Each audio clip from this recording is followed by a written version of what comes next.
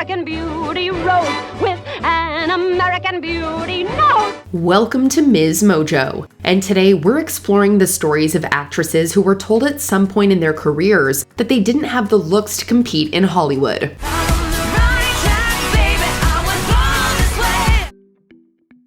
Selena Gomez. Although she's an Emmy nominee, international pop star, and a Disney legend, the star of Only Murders in the Building has shared her insecurities with fans. To be honest, it was a little bit of a struggle for me to be okay with being that vulnerable, but I do know there's strength in that. During a 2013 concert in Connecticut, the then 21-year-old opened up about being told she wasn't sexy enough for her career. She even felt the need to pull away from social media as a result of this. Given her massive influence in pop culture and the world at large, her looks are the least of her accomplishments. Oh, look at that. It's California red. Speaking of which, have you done any California dreaming since we talked earlier? I have lots of dreams. Do you now? Having said that, whoever's telling her she's not attractive enough should go get an eye exam. Whoopi Goldberg. Even in the 1980s, an African-American movie star was still something of a rarity. Whoopi Goldberg's stardom was monumental and game-changing, but being a trailblazer left her open to attacks from ignorant and unimaginative executives, directors, and entertainment journalists. Until you do right by me, everything you think about is gonna crumble.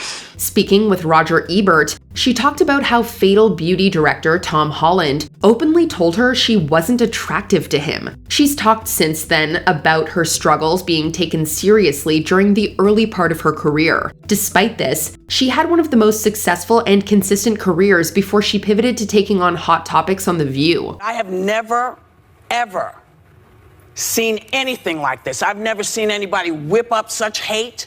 I've never seen anybody be so dismissive. Bella Ramsay. The history-making Emmy nominee from HBO's The Last of Us has endured a lot of criticism from fans of the franchise. And Ellie did feel like someone that was already inside of me, which is a bit weird. And I still don't really understand what that means even when I say it, but I know that it feels true. There's a fine line between being a passionate fan and being horrible. These social media users crossed that line several times. Ramsay's casting as beloved character Ellie faced attacks before the show even premiered. The initial hateful response was based purely on looks, and very quickly went beyond the pale. It's one thing to have a problem with a casting choice. It's another thing altogether to heap abuse on a performer due to their appearance. Ramsay left social media over the constant abuse, which only intensified in the show's second season.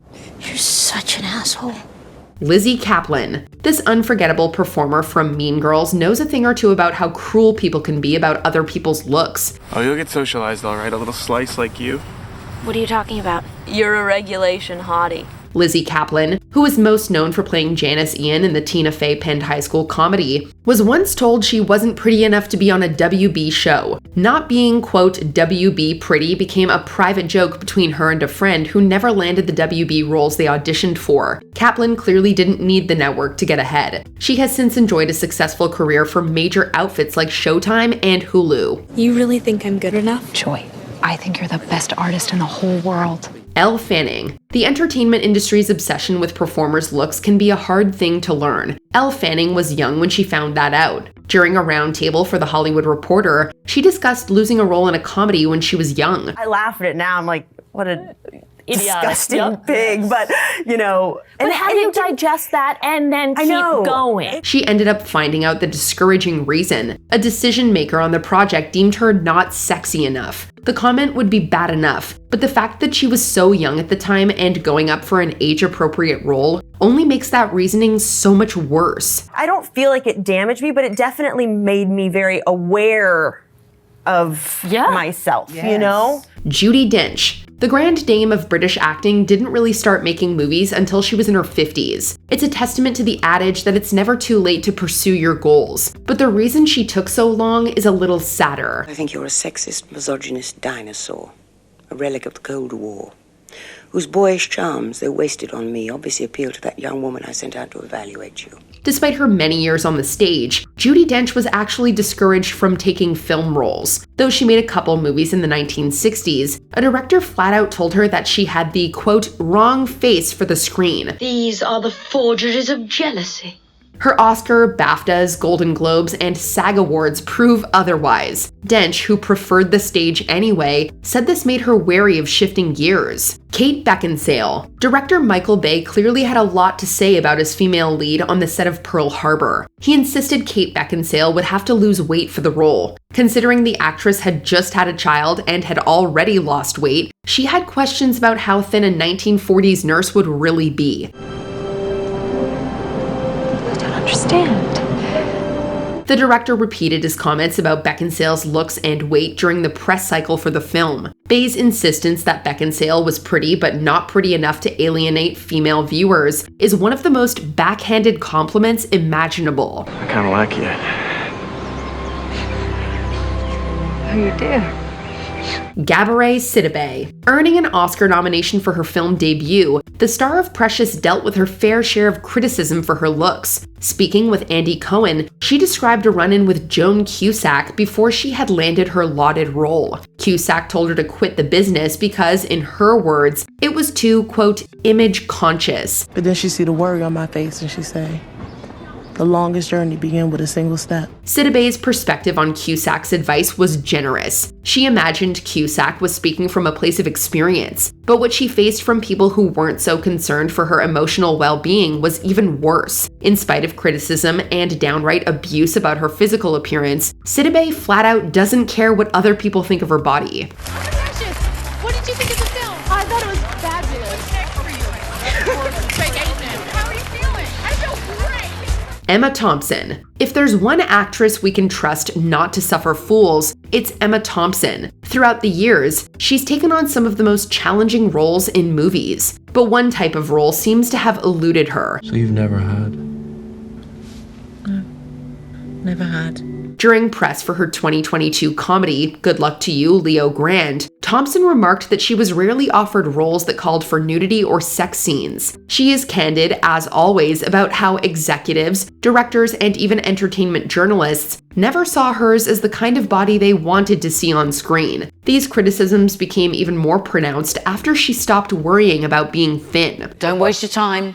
Don't waste your life's purpose worrying about your body. This is your vessel, it's your house, it's where you live.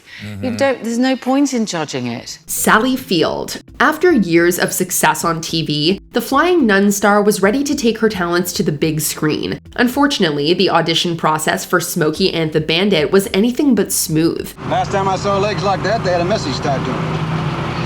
What do you mean? These are great little legs. Co-star and future partner Burt Reynolds had to fight for her to be cast, as producers felt that she wasn't sexy enough to play the movie's quirky runaway bride. Field's agent parroted that same sentiment when she announced she wanted to transition to movies. So it was just a risk. You just sometimes take a risk. The agent soon became her ex-agent, and she went on to win an Oscar in spite of them all. Kristen Bell. This popular actress from Michigan became successful at a relatively young age. She broke into the mainstream by playing the titular character on Veronica Mars, which debuted in September of 2004. I suddenly feel like I'm in a scene from The Outsiders. Be cool, Soda Pop. Bell had just turned 24 years old. It was shortly before this that she continuously received some rather deterring feedback. As she explains in a video for Vanity Fair, Bell was repeatedly told in auditions that, quote, she wasn't pretty enough to play the pretty girl. And I was like, okay, so does that just mean like I can't be an actor? Like, what does that mean? It's the kind of particularly blunt statement that Hollywood is known for. But Bell got the last laugh, and she was even included on People's 100 Most Beautiful list in 2008. Kesha. The music industry is a tough business, and its stars are told some terrible things. You say I look like I just crawled out of a trash can. You say I'm obnoxious, nobody was asking. Kesha broke onto the scene in 2009 when she was featured on Flo Rida's Right Round, and she later found success with solo efforts like TikTok and We Are Who We Are. Shortly after she topped the charts, Kesha was allegedly confronted by her producer, Dr. Luke, who repeatedly criticized her weight gain. He allegedly called her fat, demanded that her management team intervene, and at one point, referred to her as a, quote, refrigerator. This caused enormous self-esteem issues in the singer, and she attended rehab for eating disorder treatment in 2014. Most days I could barely fathom getting out of bed. just lying there, half awake, half alive. Minka Kelly. It's weird that a literal model was told she wasn't pretty enough for Hollywood, but so is often the case in the industry. Minka Kelly was testing for a modeling agency when she attracted the attention of a Playboy playmate. The unnamed playmate offered to manage the young model, provided she got a ton of plastic surgery, like liposuction, veneers, and a breast augmentation. I'm on the other side of a lot of really painful and shameful experiences and mindsets that I feel like it's not mine anymore. It's my responsibility now to share it. She even got Kelly into a surgeon's office, where she would work as a receptionist in exchange for the surgery. Kelly eventually declined the offer and later found success on Friday Night Lights, playing Lila Garrity. You think it's been easy for me to help you in and out of that chair? Well, no one's holding a gun to your head, Lila. I do it because I love you, stupid. But now you're sitting here feeling sorry for yourself. She would also be named Esquire's Sexiest Woman Alive in 2010. Minnie Driver. An Emmy and Oscar-nominated actress, Minnie Driver has found success in a number of TV shows and movies. She is perhaps best known for playing Skylar in Good Will Hunting, for which she received the aforementioned Oscar nomination. Gotta get up early and waste some more money on my overpriced education. But the role also opened some personal scars. Driver has revealed that an unknown producer who worked on the movie told her that she wasn't, quote, hot enough for the role. I can't imagine anyone turning down Minnie Driver. Oh, thanks. Come on. But no, they did. As she told The Cut, this resurrected old insecurities that she harbored about her physical appearance. However, both Matt Damon and Ben Affleck fought for Driver, and she was ultimately cast in the film. Gwyneth Paltrow. Say what you will about Gwyneth Paltrow as a person, but there's no denying that she is beautiful. In fact, people named her the world's most beautiful woman in 2013, the same year she starred in Iron Man 3. I got you. Years earlier, she tried out for a role in the 1994 drama Golden Gate starring Matt Dillon and Joan Chen. However, she was allegedly rejected because she was considered, quote, too plain. I feel very lucky that I'm no longer in my 20s and struggling with those very specific set of life issues. But no matter, Paltrow would break out just a couple of years later with successful movies like Seven and Sliding Doors, becoming one of the most successful actresses in Hollywood. Reese Witherspoon. This actress is so beautiful that even science agrees. Philadelphia's Temple University School of Medicine conducted a study to determine the most objectively attractive female face. They found that women with heart-shaped faces and cheekbones as wide as their eyebrows could be considered mathematically beautiful, and Witherspoon was used as an example in the press. What, like it's hard? And yet, even she was deemed unsuitable for Hollywood. Witherspoon revealed in an interview with the Daily Mail that she was constantly rejected as a young actress for being, quote, not tall enough, not pretty enough, not smart enough. However, she credits her stubborn personality for getting her through the denigration. You know, I'm just gonna be stupid and that's cute. I just think that's kind of, I don't know, I just don't think it's a good message for young women. Lea Michele. There's an episode in Glee that sees Lea Michele's Rachel Berry considering a nose job. My outsides are cool, my insides are blue. Every time I think I'm through, it's because of you. She's told that it's a rite of passage for Jewish girls, but she ultimately decides against it. Well, this particular subplot mirrors something that Michele actually went through as a young teenager. During a talk with Today's Style, Michele revealed that she was pressured by industry executives to get a nose job when she was just 13 years old. I wanted to look in my face and have it be my face. According to them, it was the only way that she would be able to transition from Broadway to television. She refused, and poetically enough, it's what may have contributed to her being cast as Rachel. Jennifer Lawrence. This Oscar-winning actress was repeatedly told that she was too large for certain roles. She would once again be told this when it came to her being cast as Katniss Everdeen in The Hunger Games. Lawrence refused to harm her body for the role, saying that she was also thinking of the damage it might cause in young girls wanting to dress up as Katniss. I don't know if I want all of the girls who are going to dress up as Katniss to feel like they can't because they are not a certain weight. I don't know if that, I can't let that seep into my brain either. She feared they would believe they'd have to lose weight to look like the character if Lawrence herself looked thinner. Unfortunately, movie reviews of The Hunger Games also targeted the actress's weight, with The Hollywood Reporter saying that she had, quote, lingering baby fat, and The New York Times signaling what they called her, quote, seductive, womanly figure. Not to mention the fortune-telling of, is the audience going to love this? Is the audience going to hate this? Sarah Jessica Parker. It says a lot about Hollywood that publications host unsexiest women lists. Back in 2007, Sex and the City's Sarah Jessica Parker was named Maxim's #1 unsexiest woman alive, writing that she was the, quote, least sexy woman in a group of very unsexy women. I am humiliated! I'm sorry.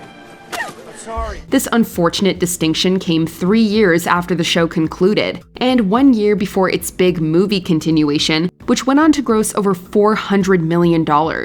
Parker later told Grazia that the classification, quote, hurt so much, and upset her husband, Matthew Broderick. She concludes with a very mature, quote, I guess you can't please all people. The problem is not your thighs, sweetie. The problem is your head. Judy Garland. This iconic movie star is one of the biggest victims of the merciless Hollywood machine. Barely into her teens, Judy Garland was horrifically called a, quote, fat little pig with pigtails, and studios vehemently demanded that she lose weight for the big screen. I'm honestly very hungry. Those will take the edge off. She was put on a strict diet consisting of coffee, chicken soup, and cigarettes to suppress her appetite. She was also forced to take pills, both to keep her working over long hours and to ensure that she remained thin. We can't have a Dorothy who puts on weight halfway through the picture. Unfortunately, this resulted in a debilitating substance use disorder that would haunt Garland for the rest of her life. Kate Winslet. While appearing as a speaker at We Day UK, Winslet told the audience that she was relentlessly bullied as a child and teenager for her weight and big feet, and that she was often called blubber by her classmates. She was also allegedly told that she wasn't attractive, and that she would only make it as an actor as long as she was happy to settle for the fat girl parts. Despite the roadblocks, she appeared in BBC's Dark Season at age 15, and subsequently won her first BAFTA at 20 for her performance as Marianne in Sense and Sensibility. For heaven's sake, Willoughby. Tell me what is wrong. And where are her bullies now?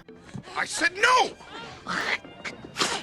Pink. Pink always comes across as an incredibly confident person, despite the fact that she's apparently never felt conventionally attractive. While talking to Redbook, Pink said that she was criticized from day one, and told that she was never going to make magazine covers because she wasn't pretty enough. Ever the badass, Pink took those harsh words and rolled with them. She told the magazine, the cover of which she adorned, that she was perfectly comfortable with not being conventionally beautiful, and that she's always put more focus into other aspects of her life, such as her happiness, family, and health. Kat Dennings. Despite having starred in a hit CBS series, Kat Dennings apparently does not consider herself a conventional Hollywood star. Don't get any ideas. According to a New York Times report, Dennings calls herself socially weird and hates attending Hollywood parties. The co-creator of Two Broke Girls, Michael Patrick King, also stated that Dennings tended to stay in her apartment on weekends. Part of this non-Hollywood lifestyle is refusing to listen to advice. Caroline, the problem is that this is not going to compete with perfect little that, okay? It's time to go. Night is over. She stated that previous casting agents have told her to fix her teeth, dye her hair, and lose weight, all of which she has refused to do. And now she's a millionaire, so who's laughing now? Nia Vardalos. Nia Vardalos takes great pride in her Greek heritage, and leveraged her lineage to create her most prominent role, that of Tula Portokalis in My Big Fat Greek Wedding. And her agent never saw it coming. I'm not leaving you. Don't you want me to do something with my life? Oh, yes! Get married, make babies. You look so old. When Vardalos was first starting out, her acting agent quit after telling her that she wasn't pretty enough to be a leading lady, and that no one was writing Greek roles. Because my agent dropped me, she told me I wasn't pretty enough to be a leading lady. Yeah! And not fat enough to be a character actress. Like, she didn't say, you're not fat, like a character. She's like, you're not fat enough. Thank you. Thank you. Vardalos channeled her frustration and wrote a one-woman play about a Greek wedding, which was fortuitously seen by Rita Wilson and Tom Hanks. They then helped produce the movie adaptation through Hank's company Playtone, and the rest is history. Guess what? I think I'm pretty enough and fat enough to do anything I want. Mindy Kaling. After leaving college, Mindy Kaling moved to New York and co-wrote a play about Ben Affleck and Matt Damon called Matt and Ben. She then moved to Los Angeles and landed a writing gig on The Office, where she gradually became one of the show's most prominent supporting characters. I didn't have any experience writing in TV. And you feel like you have to work harder. And I felt like I had to work harder. And I have to say, like, it was a great lesson to learn because I did work harder, but then it's like, I wrote the most episodes in The Office of any writer there. Around this time, she was offered a sketch show at an unnamed and now defunct network. But hear this, after being personally offered the show, she was forced to audition for the role of herself. And she didn't get it because she wasn't considered attractive enough. For playing herself. Yeah, try to wrap your head around that one. Suffice it to say, Kaling flourished in spite of the experience. It's so weird being my own role model. You know, I recommend it. Viola Davis. In the 2014 article, Wrought in Rhyme's Image, by Alessandra Stanley, the journalist wrote, quote, "Davis doesn't look at all like the typical star of a network drama. Don't ask for the truth. You pound it out of them. Relentless in your pursuit of the answer you want." She then went on to call her less classically beautiful than Kerry Washington, another leading lady of a Shonda Rhimes show. Davis responded on The View, saying, quote, "Being a dark-skinned black woman, you hear it from the time you get out of the womb." She also stated that classically not beautiful is a euphemism for being ugly, and that hearing it used greatly affected her as a child. Classy and eloquent as always, Davis's response was a poignant and empowering one, and was unsurprisingly praised by many. Winona Ryder. Winona Ryder attributes her success to playing non-conventional characters. In an interview with Interview, Ryder says that her first 5 or 6 movie roles, including that of Rena in Lucas, were specifically written as being non-attractive in the scripts. Wanna go? Thanks, I have a date. And calling herself unusual looking, she took to those roles that eventually granted her access to bigger and better things. Ryder also told a story of when she was 15 or 16, and a casting director stopped her mid-sentence to bluntly state that she wasn't pretty enough for Hollywood and that she should go back to school. All we want is to be treated like human beings, not to be experimented on like guinea pigs or patronized like bunny rabbits. I don't patronize bunny rabbits. Ryder obviously didn't heed her advice, and it led to a decades-long career in show business. I need you to believe me. Please. Lady Gaga. Gaga is quite the glamorous celebrity, so it's a little weird to hear that people thought she wasn't pretty enough to make it big. And to think, this was before she started wearing meat to work. An old friend of Gaga's recently told People that Gaga faced an incredible uphill battle while trying to make it in the music biz. Not only was she not being taken seriously, but she was also being told, without subtlety or tact, that she wasn't pretty enough to be a mainstream pop artist. She clearly channeled a lot of that frustration into her role as Allie in A Star Is Born, a role which has earned her heaps of praise. Almost every single person that I've come in contact with in the music industry has told me that my nose is too big and that I won't make it.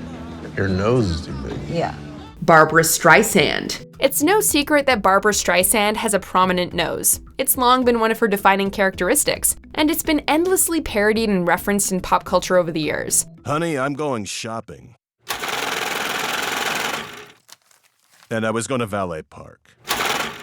But the fact that she's attained a level of popularity worthy of parody speaks volumes. When Streisand was first starting out, she was often called too Jewish looking, and was relentlessly bullied for the size of her nose. She was told in no uncertain terms that she would never make it in showbiz because of it, but she refused to get plastic surgery. Esther, what do you think about the reviews on your new album? I haven't read them. Her angelic voice and natural ability quickly shut the critics up, proving that talent can take you further than rhinoplasty any day. I love to hear an audience applaud, but you can't take an audience home with you. Now I want a personal life too, and I'm gonna have it. Why don't you just wish me luck? Before we continue, be sure to subscribe to our channel and ring the bell to get notified about our latest videos. You have the option to be notified for occasional videos or all of them. If you're on your phone, make sure you go into your settings and switch on notifications.